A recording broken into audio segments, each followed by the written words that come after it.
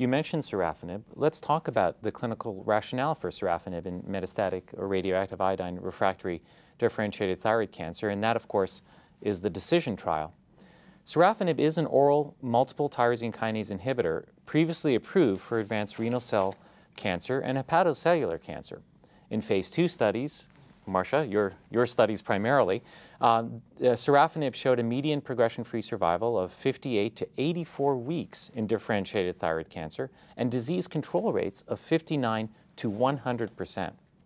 The DECISION trial was designed to assess the ability of sorafenib to improve progression-free survival in patients with locally advanced or metastatic radioactive iodine refractory differentiated thyroid cancer. The trial evaluated on an intent-to-treat basis 417 patients. 207 were treated with sorafenib and 210 were treated with placebo. The median progression-free survival in the experimental sorafenib arm was 10.8 months versus 5.8 months in the placebo arm, with a hazard ratio of 0.58 and a p-value of 0.0001.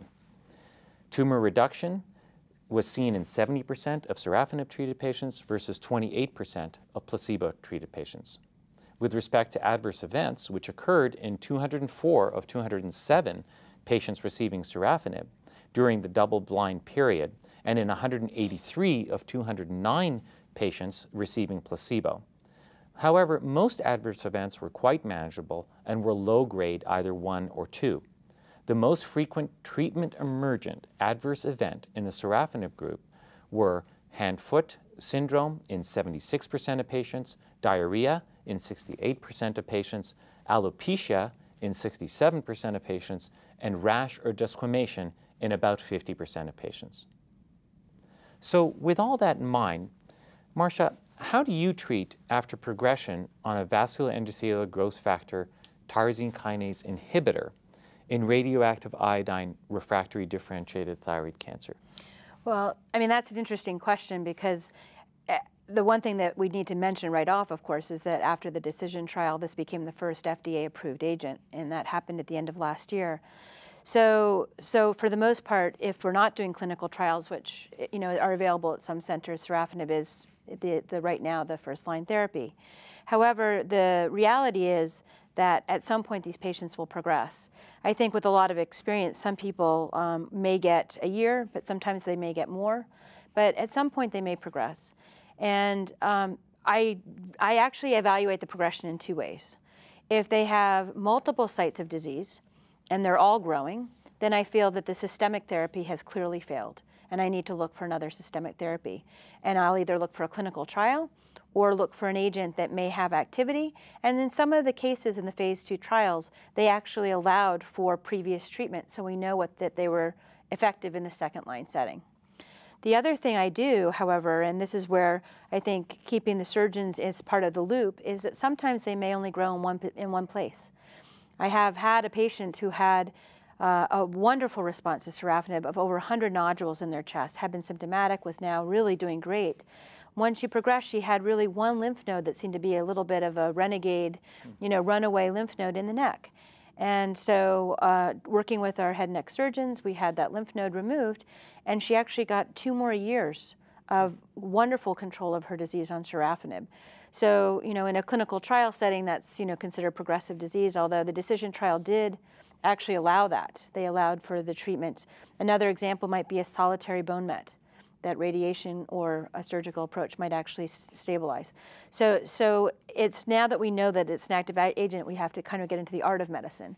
And the reality for these patients is that they are great performance status. They will likely outlive the response of first line, second line, probably third and fourth. And my job is actually to draw that period out as long as possible. And I like to not go to another agent until I really feel that the agent I'm on, and that approach goes for whichever TKI and whatever line of therapy I'm on. If it's really working systemically and solitary lesions are just coming up, we may still just cherry pick that one and allow them to get more benefit. I agree, and I'd like to just add a comment there that involving the multidisciplinary team is very important, and if there's a lesion in the neck, like Marcia stated, that needs surgery, also having the whole team understand the pharmacokinetics of the drug and the healing properties that one may have difficulty healing after surgery if they're continued on a drug, and so understanding when to stop a therapy prior to a surgical intervention, and understanding from our other malignancies about combination of radiation to the solitary bone met with these drugs is also important. Terrific points. It's it's so important to understand the dynamics of the progression to decide further therapy. This is a disease that can be variable from patient to patient without a doubt. Marcia talked about first line, second line, third line, et cetera.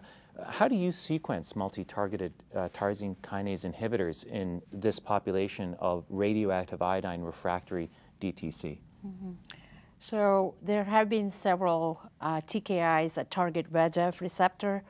The clinical trials have been done in, most of them have been phase 2 that suggest that, for example, sunitinib works or axitinib works or pazopanib works. Recently, as Frank alluded, there has been a phase 3 trial with lenvatinib. So in other words, we have several drugs that are available, Sorafenib being FDA approved, but one could use pazopanib as an off-label because pazopanib is FDA approved for other cancers. There is really, it's a gamble game or based on your experience because there is no systematic data available that has given us direction as to if Sorafenib fails, that I could use pazopanib or sunitinib. So to really address that question, we are currently doing a trial at a national level, multi-center, that looks at cabozantinib as a second-line therapy for patients who fail first-line VEGF TKI. And I think that those type of trials will give us direction. But right now, it's basically switch based on what's available.